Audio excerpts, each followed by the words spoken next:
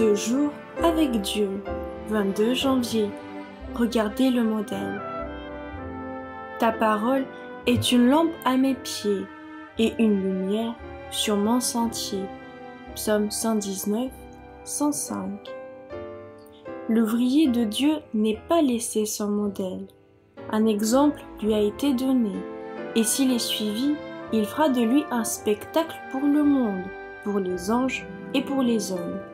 Il lui est demandé de glorifier Dieu en accomplissant des buts et des desseins désintéressés.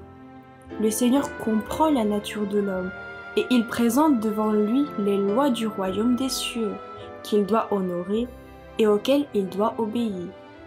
Il met la Bible entre ses mains comme le guide qui lui montrera ce qu'est la vérité et ce qu'il doit faire pour hériter de la vie éternelle.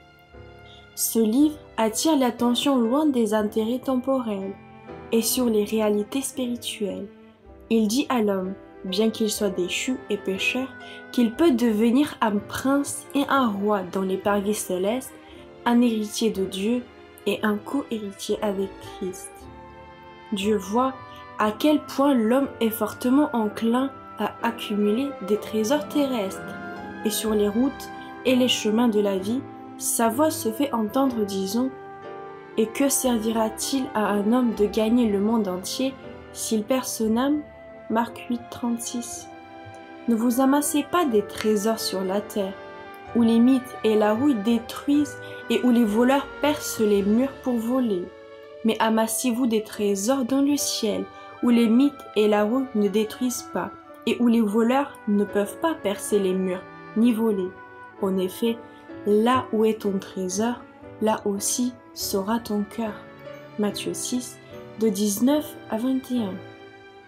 Les messagers de Dieu sont chargés de reprendre l'œuvre même que Christ a faite lorsqu'il était sur cette terre. Ils doivent s'employer à chaque type de ministère qu'il a poursuivi.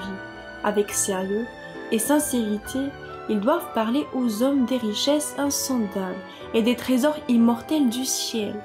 Ils doivent être remplis du Saint-Esprit. Ils doivent répéter les offres de paix et de pardon du ciel.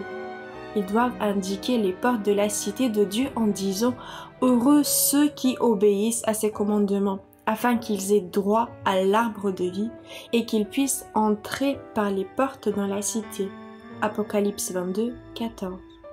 Il s'attend à ce que tout le monde travaille pour lui en fonction de ses différentes capacités.